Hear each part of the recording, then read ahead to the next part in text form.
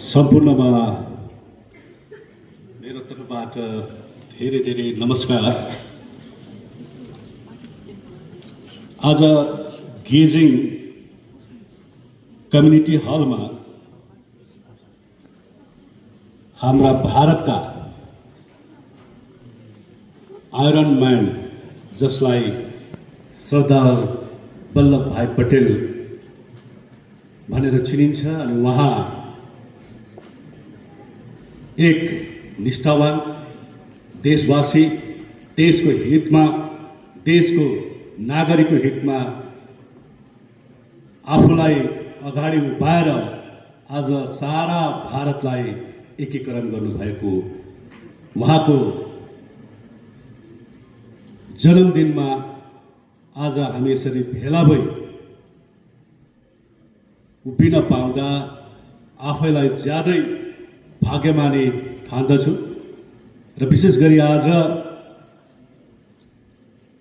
गेजिङ जिल्लाका जिल्लापाल, गेजिङ जिल्लाका एसपी साहब अनि यसै नगर पञ्चायतका अध्यक्ष अनि ओएसडी साहब हरिण सुवेदीज्यू, जिल्ला मेम्बरका अति आदरणीय भाइ सागर अनि भारत सरकारको तर्फबाट माई भारतका डिप्टी डाइरेक्टर लगायत सम्पूर्ण विभागका अधिकारीगण ज्यूहरूप्रति मेरो नमन गर्दै र विशेष गरी विभिन्न विद्यालयबाट आउनुभएका शिक्षक शिक्षिका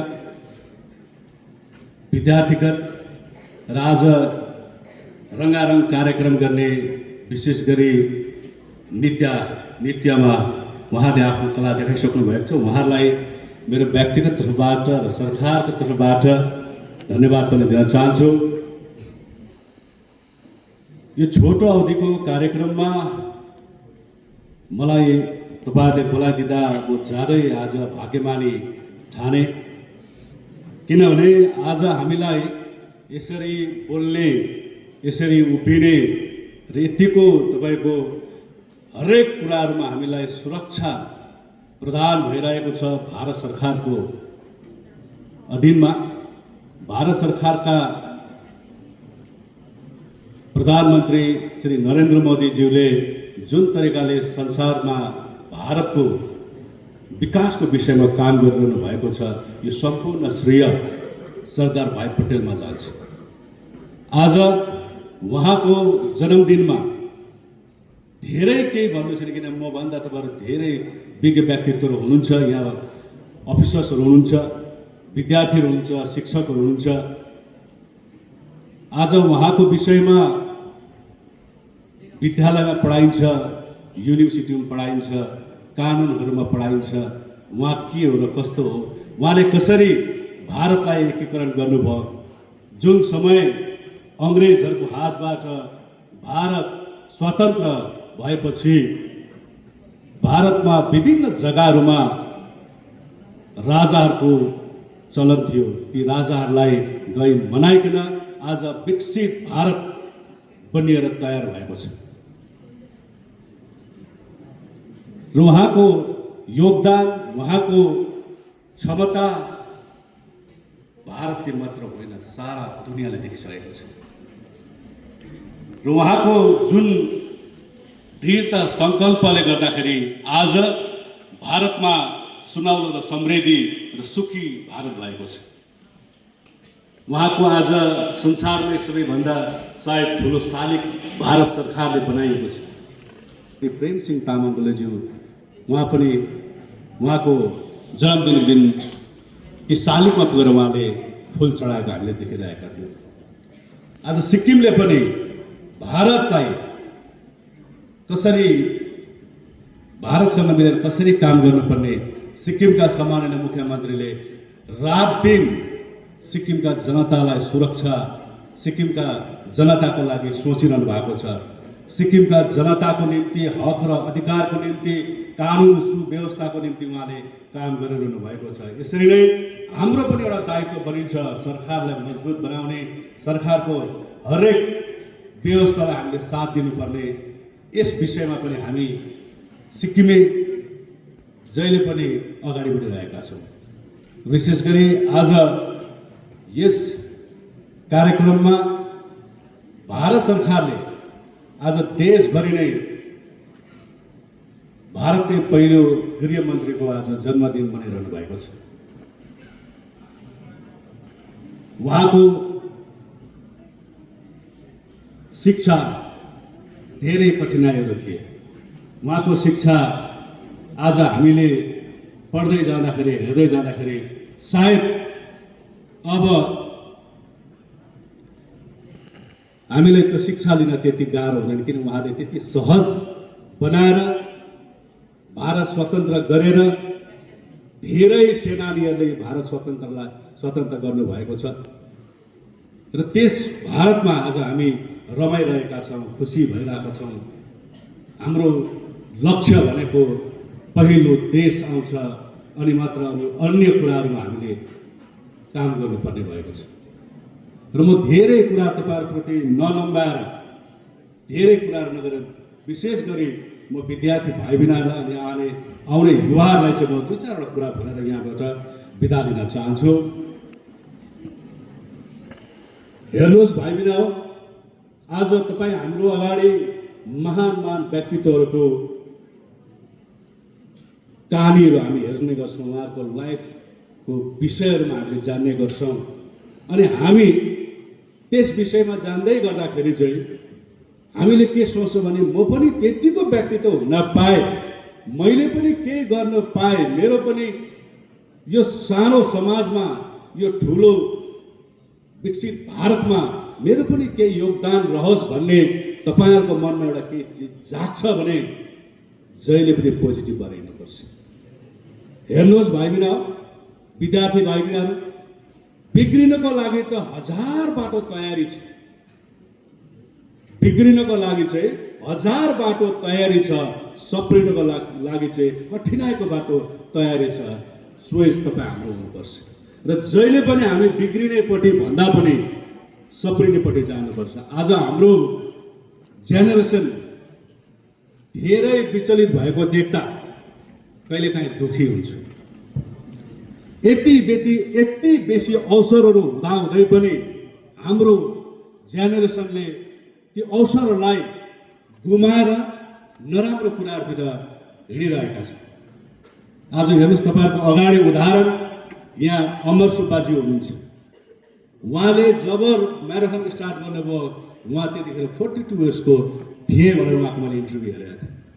42 वर्षको मान्छेले आज विश्वमा नाम राख्नु भएको छ। इम्पोसिबल केही चिज छैन, सबै पोसिबल छ। तर तपाईँको इच्छा, तपाईँको कल्पना, तपाईँको सपना र तपाईँको बाटो चाहिँ साँचो र सच्चा हुनु पर्यो। तब मात्र हामीले आफ्नो गाउँ र राज्य र देशको लागि काम गर्न सकिन्छ। अनि सबै कुरा तपाईँ भाइ बहिनीहरूलाई एउटा कुरा भन्न चाहन्छु, यो चाहिँ सबैको लागि हो। तपाईँले जे चिज पाल्नुहुन्छ, तपाईँ जुन चिज पाल्नुहुन्छ त्यो चिजलाई माया गर्नुहोस्। तर एउटा चिज चाहिँ माया नगर्नुहोस्, त्यो चाहिँ तपाईँको रिस, त्यो चाहिँ तपाईँको इगो, त्यसलाई चाहिँ तपाईँले माया नगर्नुहोस्। जुन दिन तपाईँकोमा इगो हुन्छ त्यो दिन तपाईँ सबैभन्दा तल झरेको हुन्छ। सबैभन्दा तल झर्नु भनेको आफूलाई त्यो स्तरमा पुर्याउँछ जुन ठाउँमा चाहिँ तपाईँलाई सुसाइडसम्म पनि गराउँछ, आफूलाई मृत्युको मुखसम्म पुर्याउँछ। त्यसबाट बाँच्नको निम्ति चाहिँ तपाईँ हामीले जहिले पनि आफूभन्दा ठुलाको कुराहरू र आफूभन्दा ठुला बडाको हिस्ट्रीहरू पढेर तपाईँले अगाडि आफूलाई बढाउन सक्नुहुन्छ। आज तपाईँहरूले विभिन्न सोसियल मिडियातिर हेर्नुहुन्छ, जान्नुहुन्छ। सरकारको पहल छ अब आउने युवाहरूलाई राम्रो शिक्षा, राम्रो वातावरण, राम्रो खानपिन, राम्रो तपाईँको व्यवस्था, राम्रो हेल्थ बनाउनको निम्ति सरकार लागि परिरहनु भएको छ। भारत सरकार पनि तपाईँको सिक्किम सरकार पनि यसरी लागि पर्दाखेरि आज प्रत्येक सरकारका विभागीयहरूले पनि अधिकारीहरूले पनि त्यसरी नै काम गरिरहनु भएको छ। त्यसैले नै आज संसारमा भारत चिनिएको छ, भारतमा सिक्किमलाई चिनाएको छ। यो तपाईँ हाम्रो पनि एउटा साझा फुलबारी हो। यो फुलबारीलाई तपाईँ हामीले पनि गोड्नुपर्ने छ। त्यसकारण म तपाईँहरू एउटा कुरा भनिराख्नु पर्यो, मान्छेले चाहँदा नसक्ने कुरा केही पनि छैन, तर तपाईँको मनमा इच्छा हुनु पर्यो। यहाँ तपाईँहरूले देखिरहनु भएको छ, एक साइड आइरन म्यान जसले चाहिँ तपाईँको भारतलाई एकीकरण गर्नुभयो, अर्को साइड भारतको प्रधानमन्त्री नरेन्द्र मोदी साहब हुनुहुन्छ। म जस्तो एउटा सानो मान्छे तपाईँलाई उदाहरण दिएको है यो मैले। म जस्तो एउटा सानो मान्छेले मनमा एउटा विचार बोक्यो भनेदेखि आफूभन्दा मानेको मान्छेलाई भेट्न पाइन्छ। म जब सङ्गठनमा अध्यक्ष थिएँ, अखिल सिक्किम अनुसूचित जाति कल्याण सङ्घ अथवा प्रतिबद्ध अनुसूचित जाति भने बुझ्दैन होला, all Sikkim scheduled caste welfare एसोसिएसनको प्रेसिडेन्ट भएको समयमा मैले भारतको प्रधानमन्त्रीसँग भेट्ने अवसर पाएको थिएँ। त्यो अवसर पाउँदाखेरि चाहिँ मलाई कता कता डर भइरहेको थियो। मैले कसरी बात मार्ने, मैले कुन हिसाबले बात मार्ने, मेरोमा तपाईँको हाम्रो जातिको मेमोरेन्डमहरू थियो, मैले के बसेर बात गर्ने भनेर चाहिँ भित्र पुगेको। हाम्रो खालि 5 मिनटको मात्रै समय थियो, 5 मिनटको मात्रै समय थियो। त्यो 5 मिनटको समय अवधिभित्र चाहिँ मसँग अहिले पनि उहाँ युनियन मिनिस्टर हुनुहुन्छ, त्यतिखेर युनियन मिनिस्टर हुनुहुन्थ्यो डोनल्ड मिनिस्टर, उहाँसँग राम्रो चिनाजाना भएको कारणले उहाँले प्रधानमन्त्रीसँग मलाई भेटाउनु भयो। अनि प्रधानमन्त्री उठेर मलाई भन्नुभयो, मैले देश विदेशमा धेरै सङ्गठन जातिका सङ्गठनहरूको अध्यक्षहरू देखेको थिएँ, तर तपाईँ त साह्रै यङ हुँदो रहेछ, जातिको प्रतिनिधित्व गर्न कतिको साह्रो छ अरे कतिको कठिन छ भनेर मलाई सोध्नुभयो। अनि मैले भने साह्रो छैन, कठिन पनि छैन, आफूले जातिको प्रतिनिधि गर्नलाई अनि सिक्किमलाई चिनाउनको निम्ति आफ्नो मनमा चोखो हृदय चाहिँ हुनुपर्छ सर भनेर यसरी भनेपछि उहाँले 5 मिनटको समय मलाई 16 मिनट राखेर सिक्किमको विषयहरूमा, सिक्किमको जातिहरूको विषयमा, हाम्रो कल्चरहरूको विषयमा, हाम्रो जमिनहरूमा के उब्जाउहरू हुन्छ यो विषयमा उहाँसँग धेरै लामो बातचित भयो। अनि म 16 मिनट बस्दाखेरि चाहिँ मलाई त्यतिखेर मलाई फिल भयो, मेरो मनमा साँचो भएको कारणले आज उहाँसँग मैले भेट्न पाएँ। यो तपाईँलाई एउटा उदाहरण किन दिएको भने मान्छेले म क्वालिफाइड छुइनँ, मेरो जीवनमा केही छैन, म केही गर्न सक्दिनँ भन्यो भने चाहिँ त्यो मान्छेको एउटै चिज हुन्छ, इच्छा शक्ति, र उहाँले केही पनि गर्न सक्छ। आज तपाईँले यहाँ महान व्यक्तित्वहरू देखिरहनु भएको छ। आज तपाईँले यहाँ गेजिङ जिल्लाको डिसी साहब देख्नु भएको छ, एसपी साहब देख्नु भएको छ। आज डिसी साहबको तपाईँको म त उहाँको तपाईँको भाषणको पनि फ्यान हो, स्ट्रङली बोल्नुहुन्छ कि तपाईँ कसैलाई पनि। अस्ति यहाँ एउटा मिटिङमा आएको थिएँ, उहाँले 1 महिनाको एउटा टाइम दिनुभएको थियो, सायद त्यो गर्नुभयो कि भनेर अरू जुन, तर उहाँले के भन्नुभयो भने अब यो गेजिङ जिल्लामा जबसम्म हामी यहाँ म छु 2 दिनसम्म चाहिँ गेजिङ जिल्लालाई राम्रो बनाउनुपर्छ भन्ने उहाँको एउटा सङ्कल्पलाई उहाँले लिनुभएको छ। उहाँलाई हामी साथ दिनुपर्छ, हाम्रो जिल्ला हो, हामीले बनाउनुपर्छ, प्रत्येक भाइ बहिनीको जिम्मा हो, जिल्ला पञ्चायतको सम्पूर्ण नागरिकको जिम्मा हो, विधायक मन्त्रीहरूको उहाँहरूको पनि काम गरिरहनु भएको छ। र यसरी नै हामीले सम्पूर्ण सिक्किमलाई बनाउने अगाडि बढ्यो भने अझै राम्रो भएर जान्छ, सुन्दर भएर जान्छ, समृद्धि भएर जान्छ। र फेरि पनि सरदार वल्लभभाइ पटेललाई यहाँदेखि नै म नमन गर्न चाहन्छु। उहाँको जन्म तिथिमा सम्पूर्णलाई यसरी भेला भइदिनु भएकोमा मेरो व्यक्तिगत तर्फबाट पनि धन्यवाद दिन चाहन्छु। और आपको भी मैं भारत से आप आए हुए हैं, आपको भी धन्यवाद देना चाहते हैं। तो आपके द्वारा से आज इतना अच्छा एक वातावरण यूनिटी मार्च आज गेजिङ बजार में परिक्रमा हो गया, आपको धन्यवाद दिँदै